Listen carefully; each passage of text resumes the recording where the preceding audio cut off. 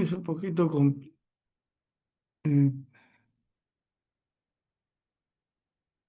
un poquito complicado, porque si estuviéramos tomando todo, pero solamente he sido puntual en algunas cosas.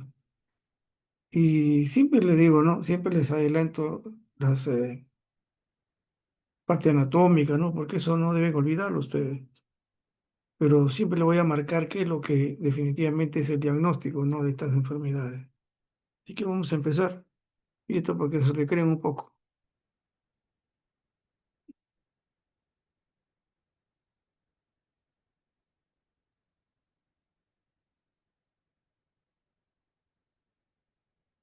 Todo lo que se refiere a la anatomía y la neuroanatomía, que es importante, ¿no? Porque todas estas situaciones las vemos cuando ustedes están haciendo la parte de la clínica y haciendo la evaluación del paciente. Hay que saber, pues, qué cosa tomar en cuenta, no sea la parte sensible o la parte motora, qué es lo que está comprometido. Y definitivamente esto es parte también de la rutina de ustedes, más que la mía, ¿no? De conocer todo el sistema y también esto va a significar alguna patología muy especial también. En caso de los neurotransmisores, recuerda que no solamente es en neurología, sino también en todo lo que es toxicología, ¿no? Y que sucede a veces con los problemas de los mediadores químicos a nivel de las axones, neuronas. Una de las cosas importantes, sí, en todo lo que se refiere a lo que vemos, es la barrera hematoencefálica. Y ahí podemos observar nosotros algún diagnóstico también, sea viral, sea bacteriano, sea fúngico.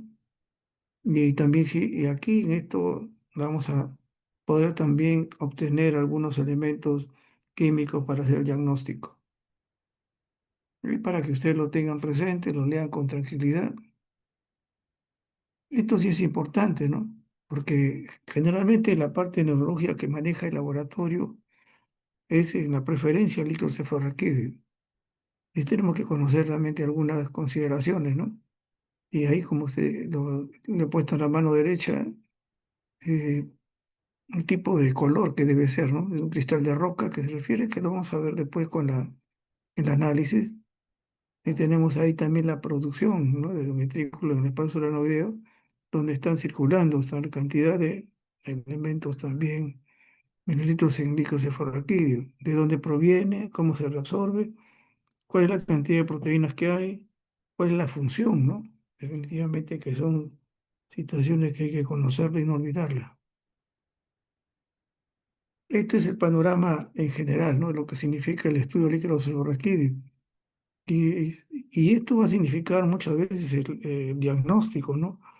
El primera mano, el que va a obtener el líquido, que inclusive puede ser el interno que con pues, un médico ahí al costado, un residente, que puede ser un médico de pediatría, puede ser un cirujano, puede ser un oncólogo, etcétera. Y lo primero que ven es el color, y eso es importante, definitivamente. Aquí con esto uno ya puede hacer el diagnóstico presuntivo, ¿no? Para poder acelerar el tratamiento al paciente y no esperar que el cultivo después del tercer día se le haga el tratamiento. Como nosotros ahí la densidad, la presión de apertura, el recuento y los elementos bioquímicos, que es importantísimo. Y lógicamente las células también, que es importante tenerla presente, ¿no? Porque esto también nos ayuda al diagnóstico. Ahora, las indicaciones definitivamente es diagnóstico. Y muchas veces este diagnóstico, aparte de el preámbulo, ¿no? De clínica, tiene que ver con infección del sistema nervioso, enfermedades autoinmunes, vasculitis, hemorragia subarachnoidea, etcétera, que va a significar también la necesidad de hacer una punción lumbar. Ahora, hay contraindicaciones, sí, y definitivamente la primaria es la trombocitopenia. O algunos componentes también que pueden provocar, ¿no? Este compromiso, ¿no? De hacer una punción. Pero la que sí definitivamente son absolutas es cuando hay una hipertensión endocraniana evidente. Y eso al final le he puesto. Esto sí no está condicionado porque si no hay un enclavamiento, ustedes ya conocen eso, y la muerte del paciente. Por eso pérdida de la homeostasia, ¿no? Es lo que vemos nosotros aquí, ¿no? Y hay algunas consideraciones acerca de la presión y cuándo aumenta, cuándo disminuye, y tiene que ver muchas veces con el volumen. Y esto es lo que sí, ustedes tienen que fijarlo, ¿no? Porque esto sí lo que van a ver aquellos que hacen medicina interna, pediatría, neonatología, ¿no? Entonces, eso es lo que se va a observar con frecuencia. Ustedes tienen ahí el cristal de roca que llamamos nosotros antes, es incoloro, es lo normal. Y luego tienen hemorrágico, ¿no? Porque se observa ahí hemorrágico. Puede haber un sonagante rosado, amarillo, anaranjado, producto también del trauma, ¿no? Y vemos nosotros ahí hemorragia subarachnoidea, hemorragias medulares, punción traumática que puede haber. Pero esto se observa a veces con calificar a veces los tubos que sacamos. Si esto no persiste, ese es trauma nada más. Pero si persiste es a nivel compromiso, en este caso neurológico, ¿no? Entonces tenemos un color cristal de roca, el otro color es hemorrágico o sanguinolento, podemos decir, y el otro color es santocrómico. ¿A qué se refiere el santocrómico? Es cuando se pierde el color por algunos elementos, inclusive temáticos, y se puede más o menos un rosadito, se puede ser un amarillento, un color verdoso. A todo eso se le llama color santocrómico. Y hay una lista ahí abajo que estoy mostrándole, que el centocrómico tiene que ver con la presencia de proteína, puede ser por bilirrubina, puede ser por metahemoglobina, puede ser por caroteno, ¿no es cierto? Puede ser el uso de rifampicina, en este caso por tuberculosis, por oxihemoglobina, por melanina, etcétera. Y es un amarillo rosado, ¿no? Y que puede ser una probablemente hemorragia antigua, que también se le conoce como color santo crómico. El aspecto, igual que la orina, igual que los elementos biológicos, tiene que darse, ¿no? Porque esto también ayuda también a hacer un diagnóstico preventivo. Y esto definitivamente, como le digo, la primera mano lo tienen los que punzan y ya comienzan a ver la frecuencia. Si le da sexo, ya saben a qué atenerse para hacer un tratamiento previo, ¿no? Y definitivamente hay muchos elementos a veces del aspecto, ¿no? Hay opalescente, hay necesariamente turbio, lechoso también. Tiene que ver esto con definitivamente la presencia de elementos celulares, gérmenes, y algunos inclusive son coágulos o precipitantes, ¿no? Que tienen ustedes en la mano derecha. Acá definitivamente lo que se observa en tuberculosis puede ser como telas de araña o puede ser también ligeramente turbio, pero es lo frecuente, ¿no? Entonces, pero es lo que se tiene que observar. Ya con la clínica vemos que es un paciente de edad, tiene algún compromiso respiratorio, etcétera. Decimos que es una tuberculosis, pues, entonces hay un compromiso meningio ahí. Y la coloración lógicamente cambia con respecto al illo cefalorraquídeo. Ustedes ven ahí las causas, ¿no es cierto?, de este aspecto, meningitis, tuberculosos, etcétera. Trastorno de la barrera encefálica y la meningitis, generalmente hablamos de bacteriana, definitivamente encontramos un color opalescente. Es una variedad, ¿no es cierto? Por lo menos ahí está el componente opalescente turbio lechoso que tiene que ver con las proteínas, leucocitos, microorganismos. Tengo frecuencia, ¿no? En este caso. El otro que se hace normalmente es la glucosa. Y ustedes ven ahí que eso es lo normal en el adulto, ¿no? Generalmente corresponde, podemos decir, una cuarta parte o tercera parte o mitad de lo que sucede en el nivel del suero o plasma. Pero ahí están los valores, de 40 a 80, ¿no?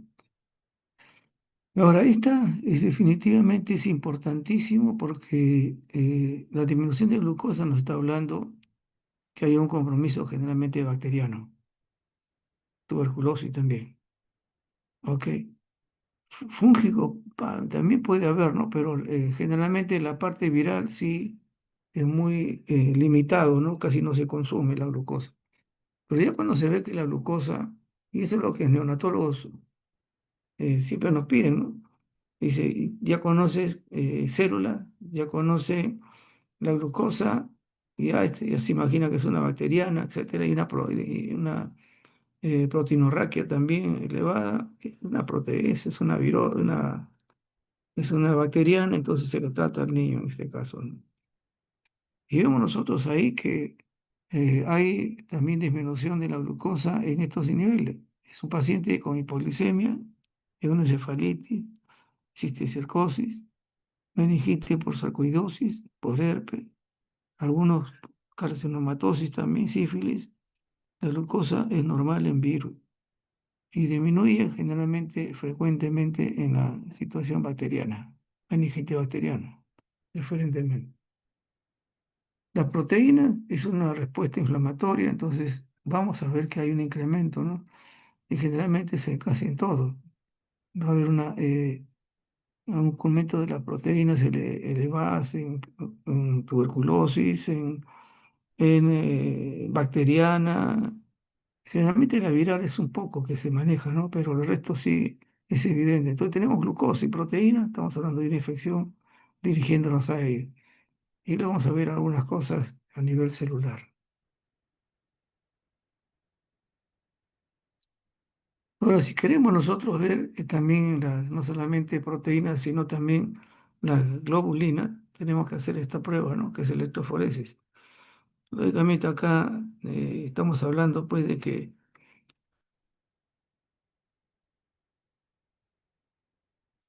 de todo ese aumento de esta inmunoglobulina puede ser debido a la causa externa o interna, no intratecal, formación. Y ustedes ven, ¿no? La meningitis, cefalitis, mielitis, neurosífilis, la presencia de bandas oligoconales, mieloesclerosis múltiple, vasculitis, etcétera. Esto de ahí se tiene que utilizar electroforesis. Si no, no se tiene un diagnóstico más que de albúmina o proteínas totales. Es la mejor forma de poder manejar un diagnóstico, ¿no? En caso de la globulina. Cloruros, definitivamente, ¿no? Generalmente en líquido cefalorraquídeo, como se menciona ahí, es más alta que el suero, porque la concentración de proteínas es bajo el nivel de suero. Ahí es así. Disminuye también igual en meningitis bacteriana, tuberculosa, preferentemente. Lactato deshidrogenasa, que también es un elemento importantísimo, porque esto se refiere siempre a que hay lesión en muchos tejidos, es muerte. Y vemos nosotros ahí, ¿no? Que están elevadas definitivamente en leucemia, en ACV, meningitis fúngica. Generalmente son dos de los que frecuentemente se observa a nivel de, eh,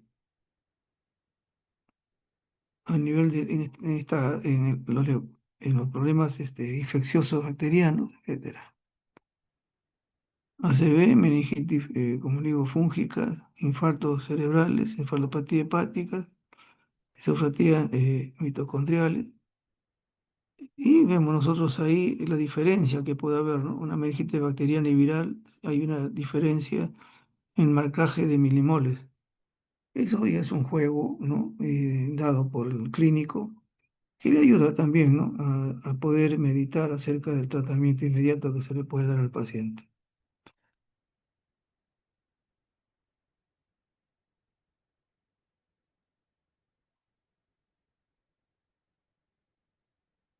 Del ácido láctico. Y esto depende, según lo que menciona ahí, la concentración, ¿no? De la tasa de producción del cerebro a nivel neurológico, ¿no? Y es un indicador útil pues, del metabolismo cerebral, ¿no? Y algo que se menciona es que la meningitis bacteriana y viral hay una diferenciación. Siempre, como mencionaba, la viral muchas veces no tiene mayor elementos de aumento, ¿no? Algunas bioquímicas son están dentro de lo normal o ligeramente elevados. En caso bacteriana sí es una elevación evidente. Es el mejor marcador eh, en comparación con la glucosa, el líquido cefalorraquídeo, a comparación de la glucosa. El ácido láctico es mejor que la glucosa, para compararlo como un biomarcador en hacer un diagnóstico diferencial en el líquido cefalorraquídeo. Y ahí, como se menciona, ¿no? Aumenta en condiciones, preferentemente en la bacteriana, fúngica y la tuberculosis.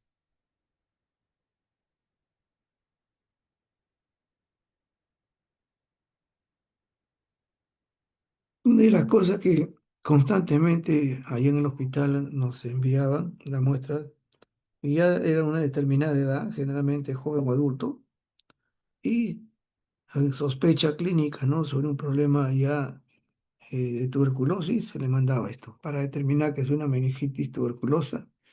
Entonces, el test de ADA era importante realizarlo.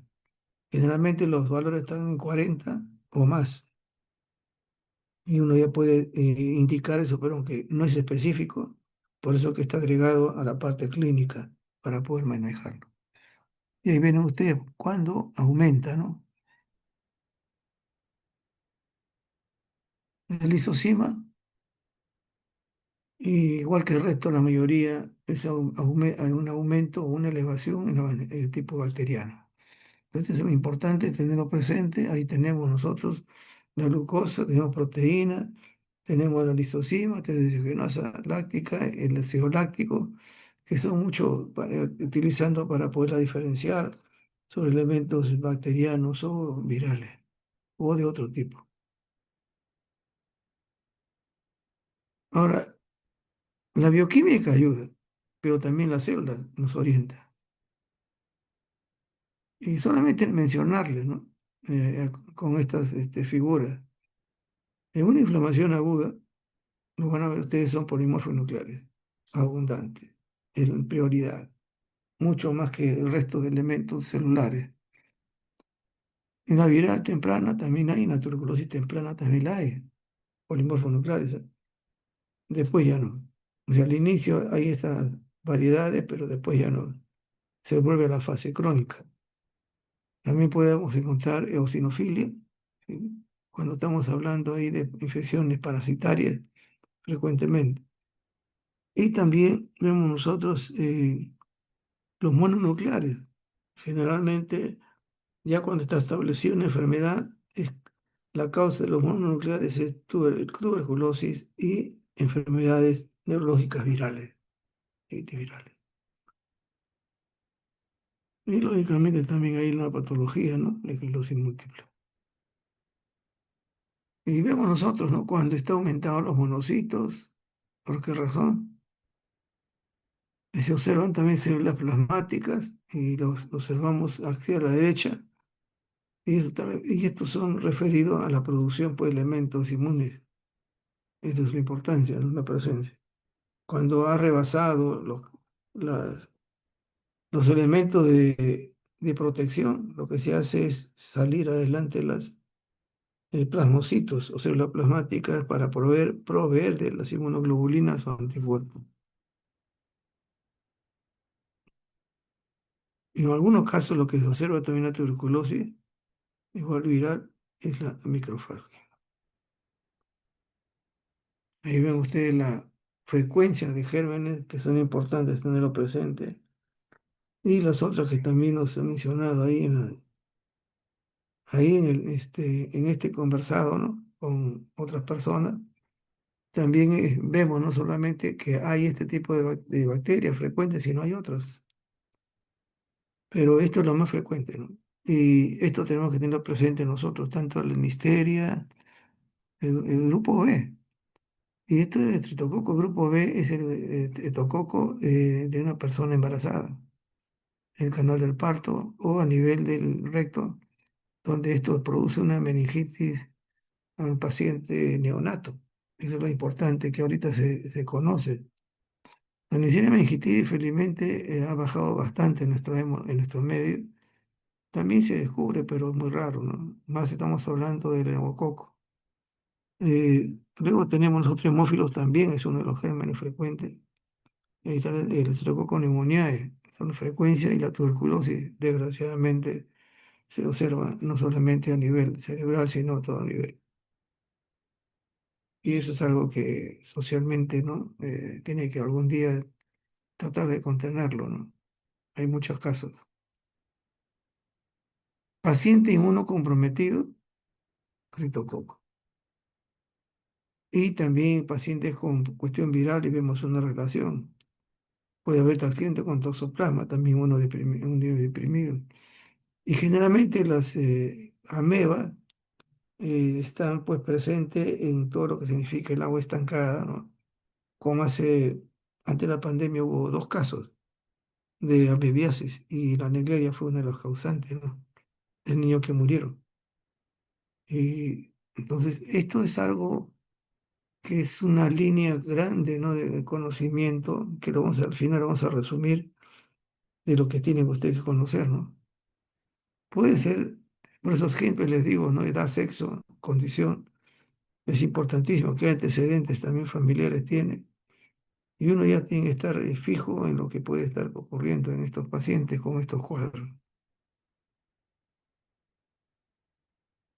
Acá, generalmente dice, cuando hay macrofagia, siempre están pensando que sea un problema de tuberculosis. Ahora, en el laboratorio, en todas las enfermedades neurológicas hay una variedad, ¿no? Me hubiera gustado tocar todo, pero es demasiado, me parece, ¿no? Enfermedades neurológicas, trastornos neurodegenerativos. Generalmente tenemos el Alzheimer, que es el primer lugar, Parkinson, esclerosis lateral amiotrófica y la enfermedad de Creuss-Jakob. Los trastornos desmielinizantes tenemos nosotros la esclerosis múltiple. Trastornos del movimiento o epilepsia tenemos Corea de Huntington, la distonía, síndrome de piernas inquietas y todas las convulsiones que también conocemos nosotros por problemas de tipo bioquímico. Los de enfermedades neurológicas, de trastornos epilépticos que mencioné antes, la epilepsia, trastornos neuromusculares, miastema grave, atrofia muscular, atrofia muscular espinal, trastornos del desarrollo neurológico. Ahí tenemos nosotros la espina bífida, parálisis cerebral. Y luego también el ictus, etcétera, que es el accidente cerebrovascular. Y también al final las infecciones de tipo meningia, ¿no? Que también saldría un poco fuera de todo ese contexto. Definitivamente esto es un corto, ¿no? Para poder manejar y conocer bastante acerca de esta patología. Ahora, en Alzheimer, una de las cosas interesantes, pues, que es la primera línea, ¿no? Degenerativa. Y realmente es impresionante cómo en los últimos años ha aumentado. Según dice este año, ¿no? En el Perú, el Ministerio de Salud dice que hay 200.000 casos, generalmente de mayores de 60 años que tienen ya diagnosticado el Alzheimer.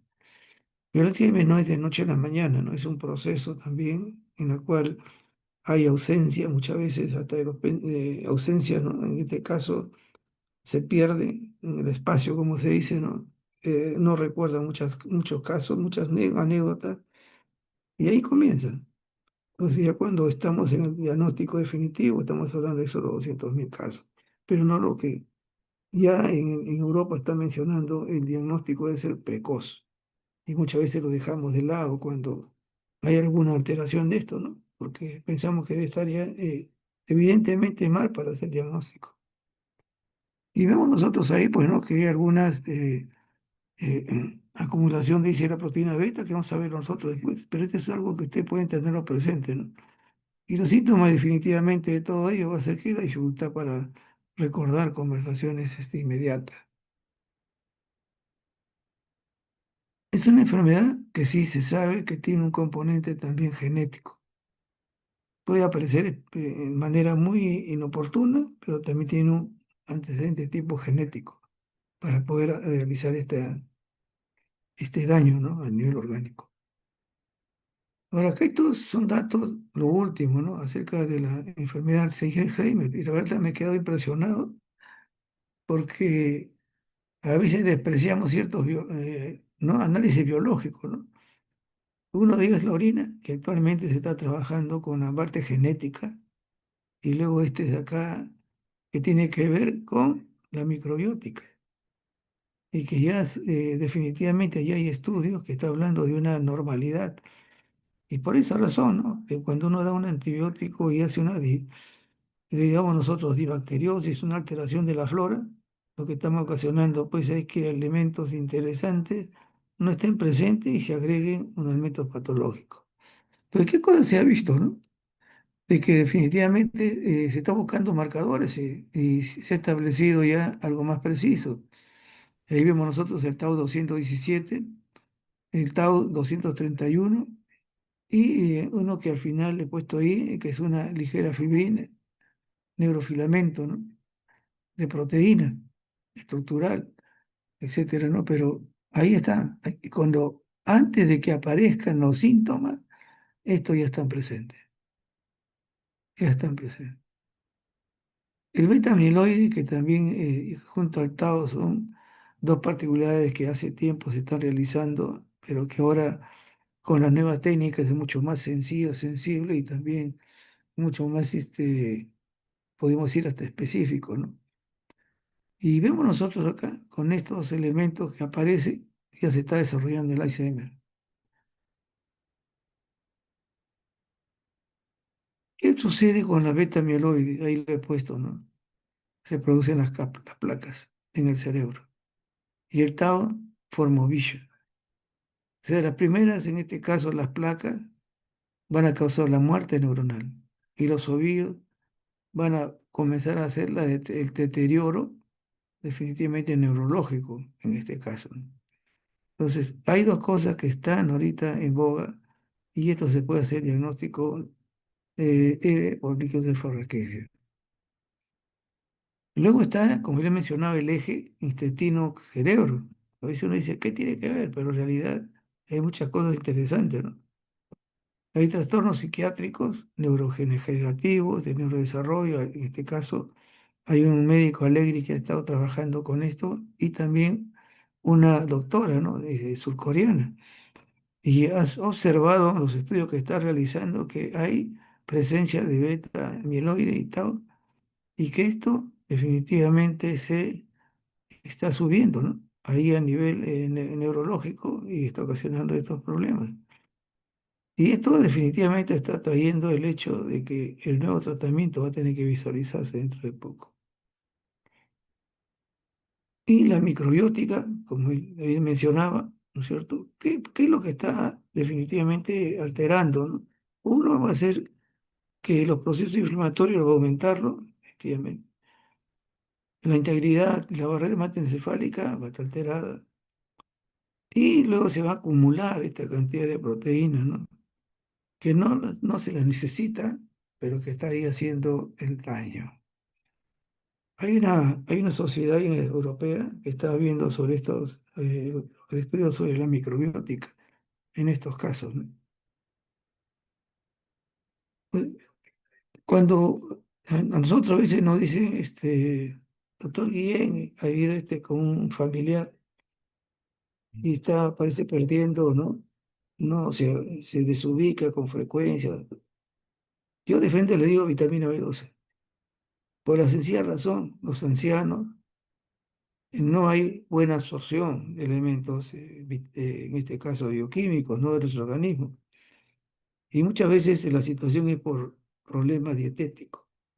Y puede desencadenar, y eso se sabe, desencadena también un tipo de problema, podemos decir, no emocional, sino disturbio neurológico. Vamos a ponerlo así para no ser tan malo.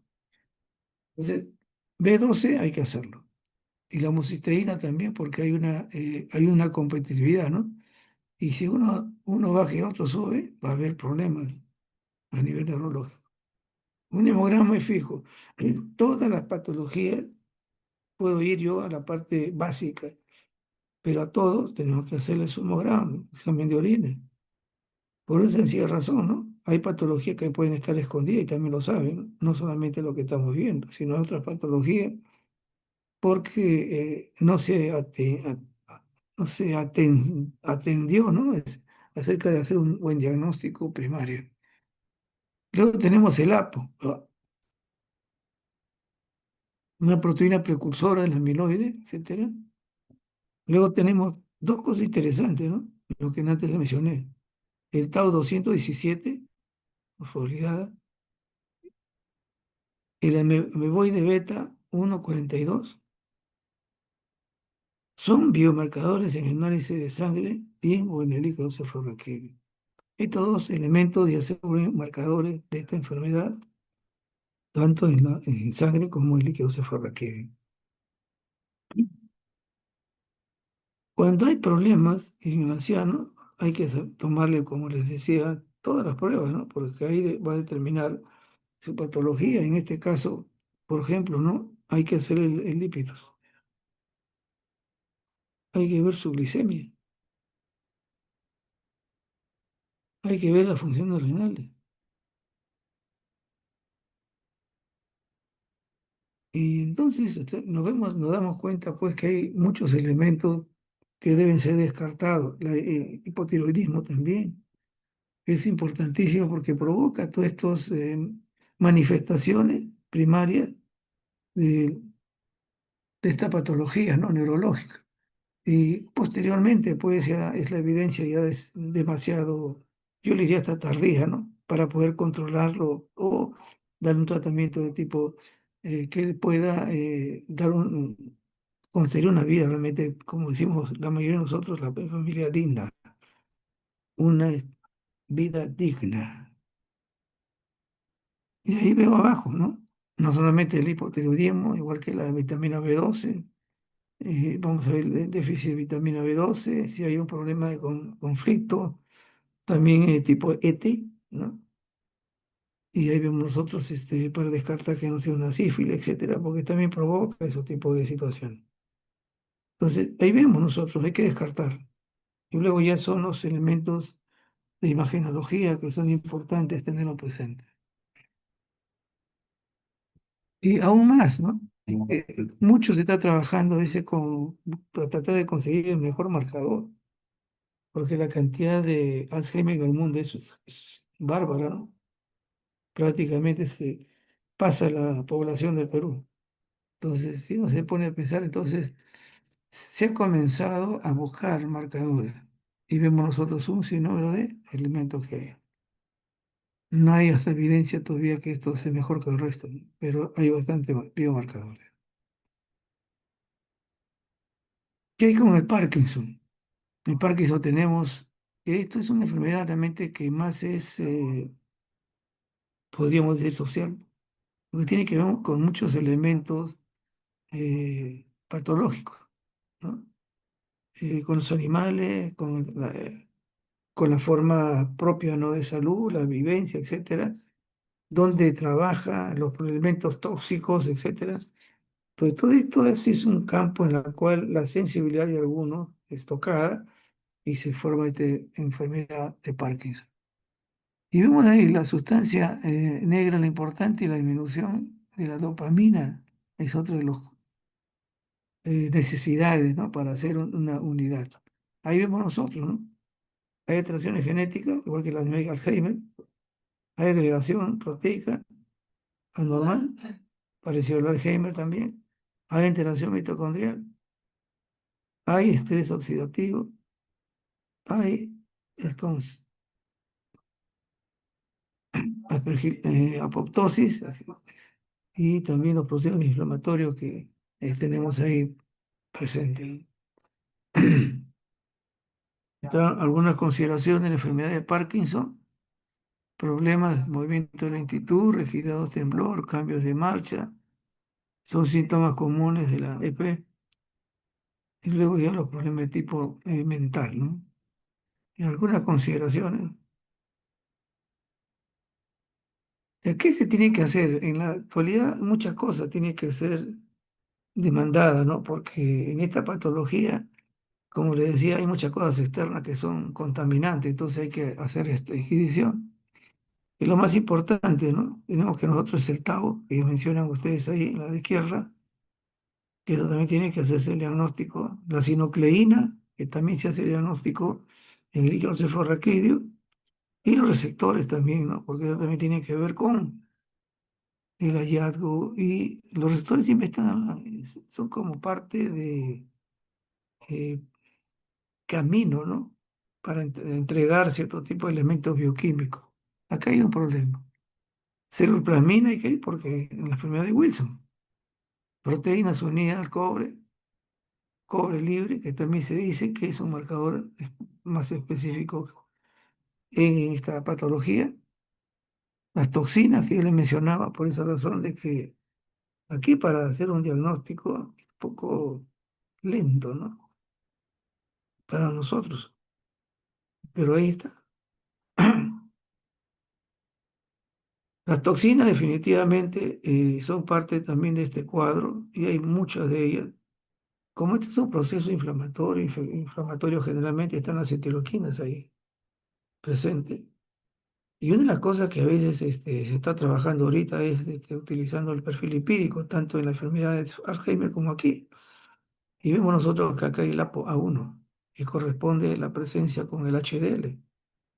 Entonces, hay niveles bajos, ¿no? Está considerando riesgo. Porque sabes que este APO A1 está incluido en muchas funciones, ¿no? Que muchas de las cuales no se conocen, ¿no? Pero hay una parte inmunológica que sí está presente, ¿no? Todo lo que vemos es eso. Luego el genoma 4. ¿Qué cosa es lo que se ha agregado a esta enfermedad? Generalmente acá, si lo vemos nosotros en laboratorio, va a ser más que todo inmunología y genética, ¿no es cierto? Eso es lo que hay. Algunos marcadores también importantes, bioquímica, plasmina, etcétera, o también el cobre. Pero también ahorita se está viendo que hay un fragmento ARN, ¿no? T, que eh, es una molécula, definitivamente, que está asociado con su papel de qué de síntesis, un ARN tipo T. Y eso ya lo conocemos por lo menos dentro de la parte de bioquímica, ¿no? O bioquímica específicamente. Entonces, este fragmento se está utilizando también para hacer el diagnóstico. Y vemos nosotros ahí, puede escindirse en fragmentos que desempeñan diversas funciones, reguladores en la célula, incluyendo adaptaciones al estrés y que pueden ser específicas para la enfermedad de Parkinson. Es lo que actualmente se está trabajando, ¿no? En estos fragmentos, ¿no? moleculares para hacer el diagnóstico de esta patología. Lo que hemos mencionado también es que ahorita se está trabajando, hay estudios, definitivamente todavía esto es como el inicio, ¿no? Del descubrimiento, etcétera. Hay proteínas específicas que están relacionadas a la enfermedad, están ahí, hay tres que en las cuales he puesto ahí para que ustedes puedan apreciarlas. Y también si hay una herencia, ¿no? que puede comprometerse a veces familia, hay que hacerse el gen, ¿cierto? Y CNK, y también observar si hay mutaciones en esos elementos tipo genómicos, ¿no? Que es importante. Sobre todo en todos estos casos se está viendo de que no solamente la química, el glicosforoquido, sino también la genética, que es importante tenerla presente. Un poco confundido, pero así es la neurología, ¿no? Ahora, la enfermedad de las vacas locas, ¿no? Dice, ¿no? Aunque en la actualidad no se tiene mucho, pero sí se respeta. No se tiene mucho todavía la razón de esta patología a través de estos animales, ¿no? Vacunos, pero sí se le dice que hay que evitar de todas maneras, ¿no? Que, como le digo, están los estudios todavía bastante bamboleando en ese sentido. Entonces, enfermedad, que es una enfermedad priónica, no es frecuente, puede ser tipo esporádico, como mencioné, familiar o también adquirida. Y esto es adquirida por la parte externa, ¿no? Pero esta proteína priónica es normal, se encuentra en todas las células.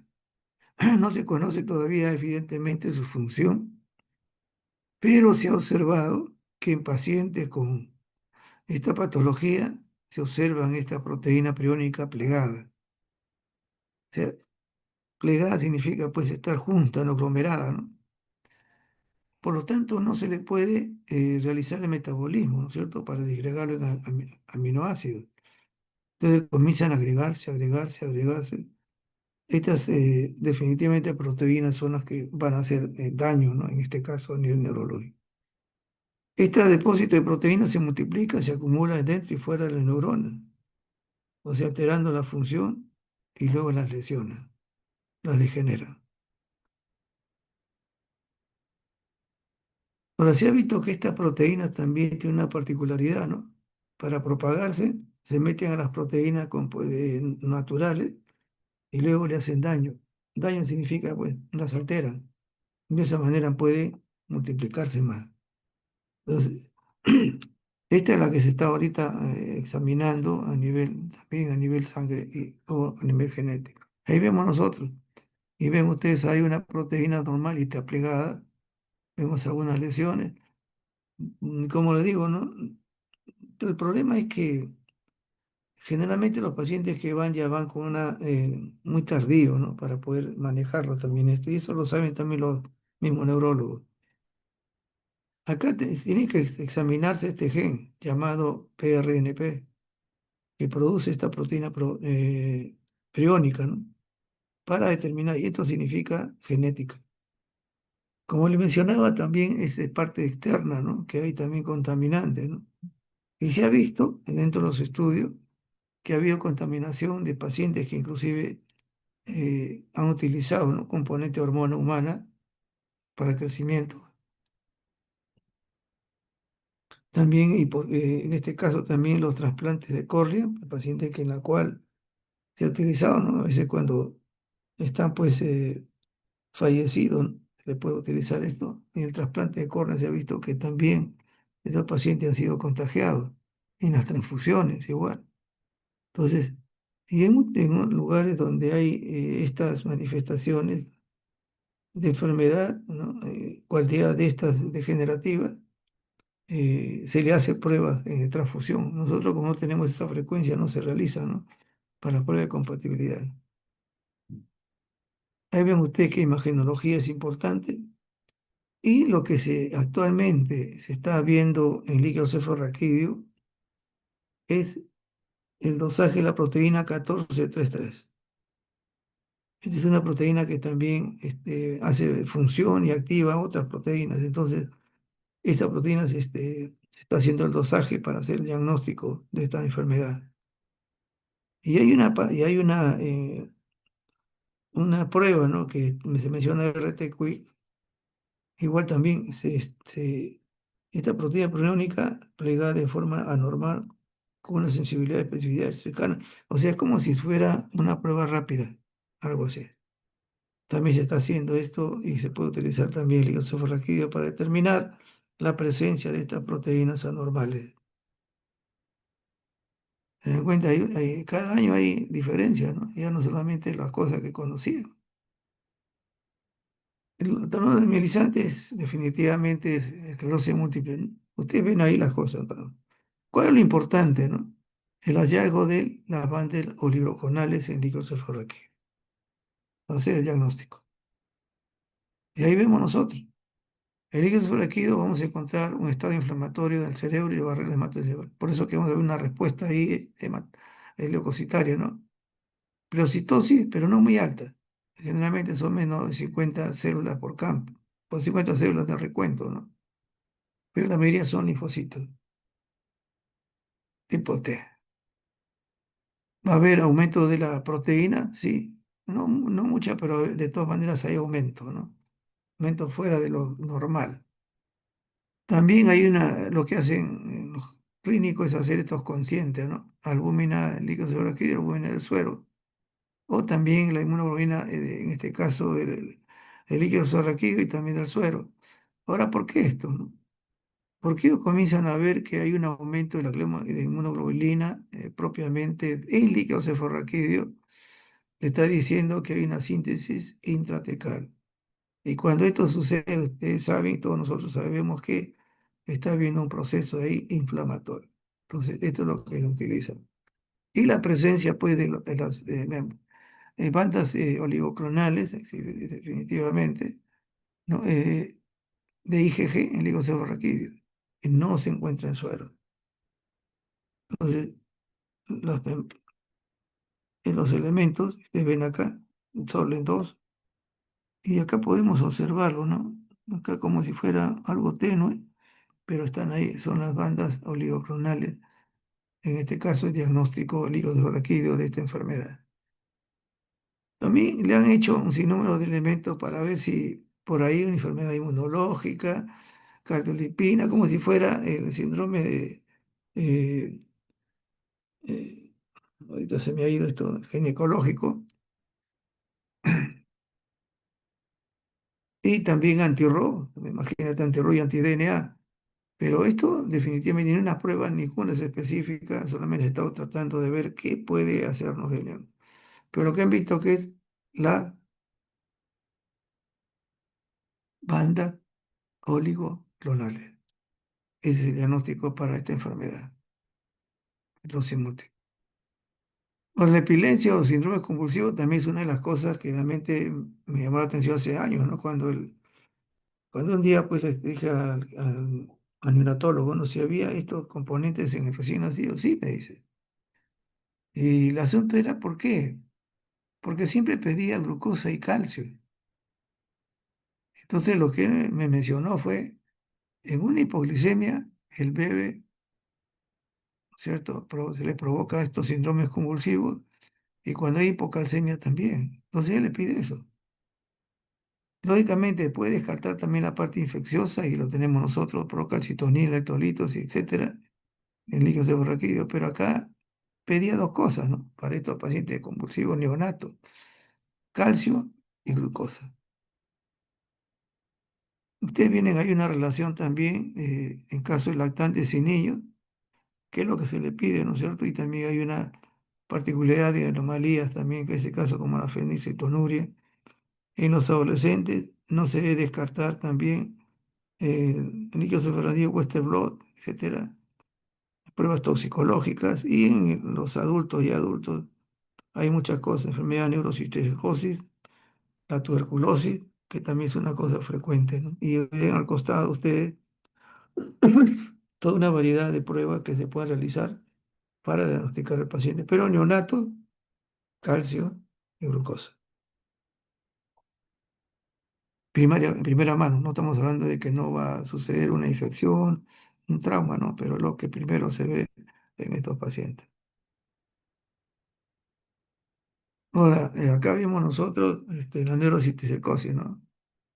Acá el día del chicharrón, que ahorita ya es frecuente, ahorita no puede declarado una fiesta nacional. Ay, ay, ay. Pero vemos nosotros acá, ¿no? Hay una tenia solium, definitivamente, vemos nosotros los elementos y los problemas que puede ocasionar. Ahí vemos nosotros, la neurociticercosis. Y ahí les retrataba inclusive hasta la parte de, ocular, o corneal también se aparecen también estos parásitos, ¿no? Y vemos nosotros ahí toda la patología que puede dar lugar, ¿no? De un quiste, un granuloma, calcificación y separación. Pero aún así, si hay un buen elemento ahí muy sensible motor, puede desencadenar una convulsión también, aunque ya no está haciendo más daño, ¿no? Porque ha sido tratado. Pero en otros casos, definitivamente el daño es no es muy agradable, es irreversible. Ahora, ¿qué se pide? Para una neurocircosis, el diagnóstico es por Western blot del líquido cefalorraquídeo. Ahí vamos a hallar nosotros los elementos de identificación de citicercosis, en este caso, neurociticercosis. No quiere decir el resto que no van a pedir, ¿no es cierto? Porque un hemograma puede encontrar una eosinofilia, hay que pedir perfil hepático, BCRL aglutinaciones. Parasitología sería donde podemos encontrar también este parásito y la inmunoglobulina, porque hay un proceso también inmune que ayuda a esto. Pero, nuevamente, el diagnóstico es Western blot. es el diagnóstico de esta patología. Y aparte de la parte imagenología, pues no ver las lesiones. El accidente cerebrovascular que tiene dos cosas, ¿no? O es hemorrágico o es isquémico, ¿no? Pero vamos a ver, alguna cosa aquí que generalmente son situaciones que hay que manejarlo, ¿no? ¿Por qué sucede esto, no? Generalmente el isquémico, que es el más frecuente, tenemos que ver que haya factores de riesgo. Esto sí. Paciente diabético que tiene un cuadro, ¿no?, de este tipo, de cerebro ACV, mencione cuáles son las razones para pensar que esto es así, ¿no? Diabetes, factor también de riesgo, que primeramente la diabetes y la hipertensión, tabaquismo, obesidad, y luego también problemas cardíacos, ¿no?, que puede ocasionar también esto. Entonces, actualmente ya se tiene que agregar a esto son todo lo que es perfil lipídico.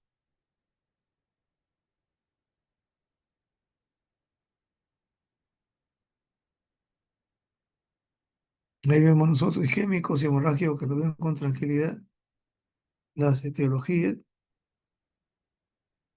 por eso mencionaba, ¿no? Si hay aterotrombótica, perfil lipídico, porque hay dislipidemia. Entonces, ahí es importante, ¿no? ¿Qué estamos haciendo con esto? No solamente hacer un diagnóstico por imagenología clínica, sino cuál es el factor de causa. En este caso, tenemos aparte de la hipertensión, hay dislipidemia, hay diabetes.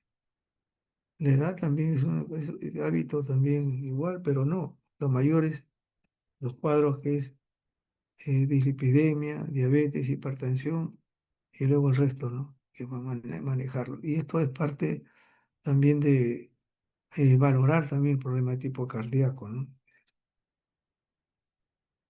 Y acá es más, un poco más sencillo, se puede decir, ¿no? Estamos pidiendo glucosa, urea creatinina, proteínas, el hemograma, marcadores cardíacos, perfil de coagulación, perfil lipídico. ¿Ok? Si tenemos un paciente probablemente diabético, hemoglobina glicosilada se tiene que agregar para ver si este paciente no ha cumplido con el tratamiento. Luego viene la hemogenología, electro, que es importante. Aquí definitivamente hay una condición. Si el paciente tiene una hipertensión endocraniana o este cuadro, no se realiza la punción lumbar.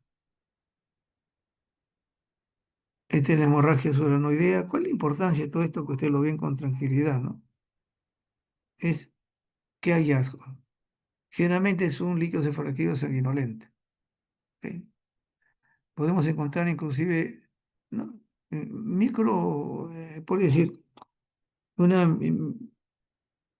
microcitosis o macrocitosis, en términos aquí. O en este caso sería, encontramos hematíes en poca cantidad, como también, según el color, más cantidad por campo, ¿no? Entonces, aquí importante es también el tipo de células, ¿no es cierto? Y ahí se ve o se observa, como lo estoy mencionando ahí. Y esto también nos ayuda a ver si es que hay una presentación de un tipo de hematía. Y ya la prueba de tres tubos lo hace para ver si hay un traumatismo, ¿no? Si el primer tubo aparece así en este tipo sanguinolento y luego el segundo tubo y el tercer tubo no, entonces es traumático. Pero si aparecen las dos, sí es un daño a nivel de hemorragia, ¿no? Ahora, ¿se hace esto? Sí, porque una sencilla razón. Porque uno de los pequeños elementos que se obtiene para el hígado cefalorraquídeo es para el proceso citoquímico, el otro para el cultivo, y el otro muy probablemente sea para una prueba de hada, ¿no?, que generalmente se hace así. Entonces siempre se hace ese estilo de los médicos de poder apoyarse el diagnóstico a nivel laboratorio, ¿no? Ahora, ¿cuál es lo interesante? Y esto es lo que los médicos nos piden a nosotros. ¿Cómo están los hematíes? Entonces le dije, hay crenocitos suficientes. Saben que hay una hemorragia a nivel. ¿Se dan cuenta? Entonces acá puede haber pleocitosis, puede haber hematíes también aumentado de acuerdo a la intensidad. es un núcleo cefalorraquídeo de color sanguinolento y encuentra los granocitos. No, las otras también vamos a hacer la parte de glucosa, todo eso, ¿no? Podemos inclusive, como se menciona ahí, hacer la ferritina o dímero D, también poder, pero acá lo importante de esta hemorragia subaracnoidea es la presencia de granocitos. Con eso, definitivamente el médico ya sabe su tratamiento que continuar. Y lógicamente la imagenología también es parte de eso. ¿Qué hay con el TEC, no?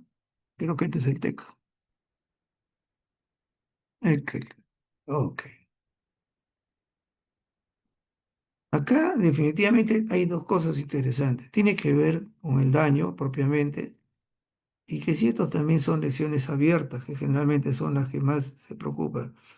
Pero ahí vemos nosotros, ¿no? ¿Qué es lo que puede suceder en tanto en lesiones por punción, etcétera, penetración, etcétera? No solamente puede haber a nivel superficial, también por contusión, sino también la fractura craneal. Ahora, ¿y por qué esto en laboratorio es importante? Aparte de las pruebas que tenemos que pedir, piden, ¿no? Por la cirugía, es el compromiso que puede haber. O sea, ¿por qué? Si ha habido una penetración con cuero cabelludo, ¿no es cierto?, a la masa cerebral, ¿qué cosa va a haber? Va a ingresar gérmenes a ese nivel. Entonces, se tiene que de todas maneras hacer el diagnóstico, ¿no es cierto? Si, no sé, algunas veces lo toman de las paredes, los cultivos, o si no, hacen un hemocultivo para determinar eso. Y luego también vemos todo lo que se pide en cirugía, ¿no? Hemograma completo, grupo sanguíneo, tiempo de sangría, glicemia, etcétera, etcétera, etcétera. Pero en el caso de un abierto, hay que vigilar que no se infecte, ¿no es cierto? Entonces ahí hacemos un estudio microbiológico. Y por último, los cuadros meningios son cuadros realmente que nosotros lo hemos visto. Mi hospital es pequeño, pero prácticamente todas las semanas teníamos pacientes de este tipo. Y no solamente niños, también tenemos adultos y también ancianos, ¿no? Y era una frecuencia a veces de encontrar y una lástima ver. Y también en pacientes comprometidos, ¿no? Era una de las cosas que también se observaba, ¿no? Con frecuencia. Y acá solamente para que ustedes vean algunas consideraciones, ¿no? Cuando es una tuberculosis bacteriana, etcétera, ¿no? Esa es una de las cosas importantes, ¿no? Cuando es bacteria, ustedes van a encontrar polimorfonucleares en células. Cuando es tuberculosis, van a encontrar ustedes mononucleares. Igual que la fúngica, también mononucleares. Y en el caso viral, ustedes pueden encontrar al comienzo polimorfo y luego mononucleares. El único que no va a variar es que son las bacterianas. Prácticamente el 80% es polimorfo nuclear. Eso ayuda. Aparte de la glucosa y las proteínas, que son las dos partes que se manejan, ¿no? A eso se le llama citoquímico, porque se ve la célula y luego se observa los componentes glucosa y proteína. Así que la pregunta, ¿no? En el estudio citoquímico, ¿qué encuentra con la tuberculosis? Ahí está la respuesta. Y ahí para que vean ustedes una variedad de cosas, ¿no? ¿Es una meningitis bacteriana, vírica o aséptica que llaman? ¿Es frecuente? Sí, pero generalmente la gravedad no es mucha, ¿no? Realmente muchas veces cefalea, etcétera, etcétera. Y ahí vemos todos los virus que pueden ser causantes, ¿no? No solamente son ellos. Tenemos la meningitis bacteriana, que definitivamente en primer lugar está el Streptococcus pneumoniae, luego viene el meningococo, ¿no? O la Neisseria meningitidis, y luego viene el resto. Y ahí, como ven ustedes, está el Streptococcus grupo B. Esa es lo que, como antes hemos visto, ese es el problema definitivamente muy serio para los recién nacidos. En meningitis parasitaria, definitivamente acá en nuestro medio se ha visto ya casos de ameba negligeria. Esto ha sido un causante de dos casos de problema meningio, ¿no? Y fatales. Meningia fúngica, definitivamente ahí sí vemos los pacientes inmunodeprimidos. Criptococo es lo primero. Visto plasma también hemos visto nosotros y cándida, pero generalmente el fitococo es el 90%. Y solamente hacerle una acápite a esto, ¿no? El neonatólogo, por esa razón que esto y es una ubicación de parte clínica. En recién nacido, generalmente ellos saben que es un neumococo, listeria o estreptococo grupo B. Entonces, y aparte ya le vienen las enterobacterias, ¿no? Entonces, ¿por qué? Porque esto es parte del tratamiento inmediato al recién nacido. No se puede dejar eso a los 3 días, ¿no? Porque ya la lesión se da. Entonces, ahí los elementos citoquímicos, ¿cierto? Citología, en este caso las células, ¿cuántos son? Si es por nucleares, ¿no? La glucosa está baja, la proteína arriba, y muchas veces nos pide GRAM, pero esto puede demorar aunque sea unos minutos más, pero ya con toda esta evidencia saben que hay que hacer el diagnóstico, ¿no? Y el tratamiento inmediato. Igual en Isinfante también neumococo está adelante, en los jóvenes neumococo está adelante y en los adultos neumococo está adelante. O sea, es el germen más frecuente que se encuentra también en líquido raquídeo, ¿no?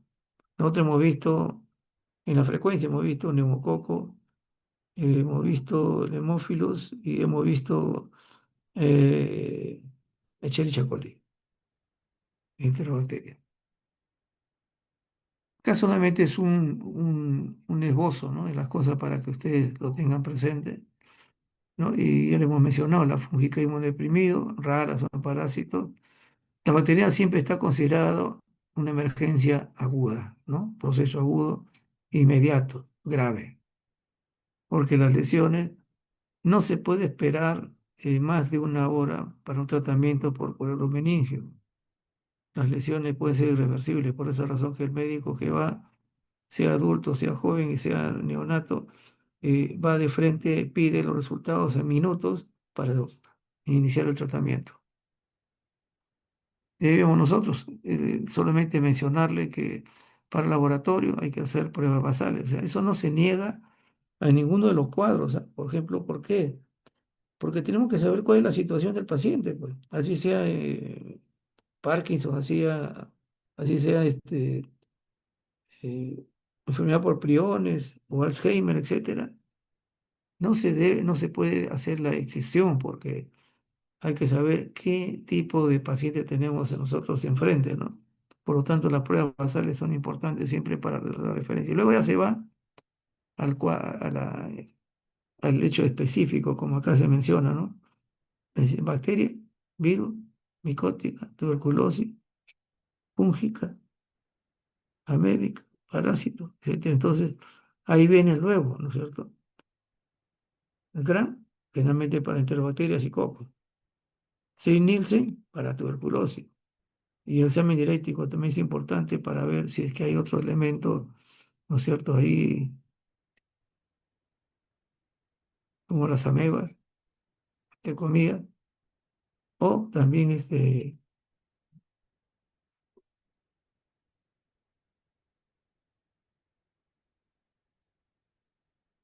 mirar qué tipo de elementos celulares también es importante. Si hay algún otro elemento también que nos pueda ayudar, como si fuera una orina, ¿no es cierto?, ver eso. Hay elementos celulares también igual, que es importante, y el caso es el recuento, ¿no? Porque con un directo se hace el recuento también la cantidad de leucocitos que hay. Y lógicamente el cultivo, el angiograma. Y cuando a veces hay una situación no muy clara, el médico le pide hemocultivo para ver, por lo menos, poder examinar de dónde viene. Y esto significa, inclusive hasta puede ser de piel, de algún elemento, ¿no es cierto?, faríngeo, ¿cierto? Para determinar eso, cuando a veces los elementos no son muy claros y persiste la fiebre con malestar, etcétera, entonces el médico le pide hemocultivo. Wow.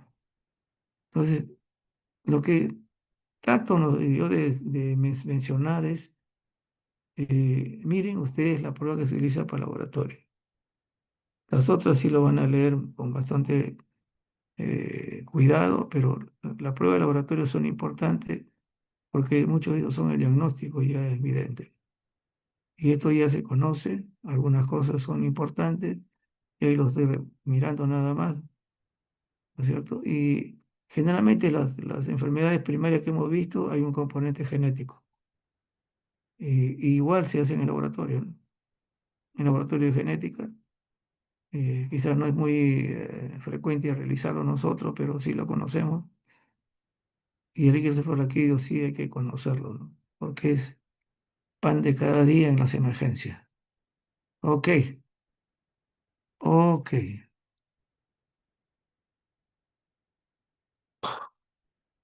Espero no haberles atormentado, porque yo también estoy atormentado con esto,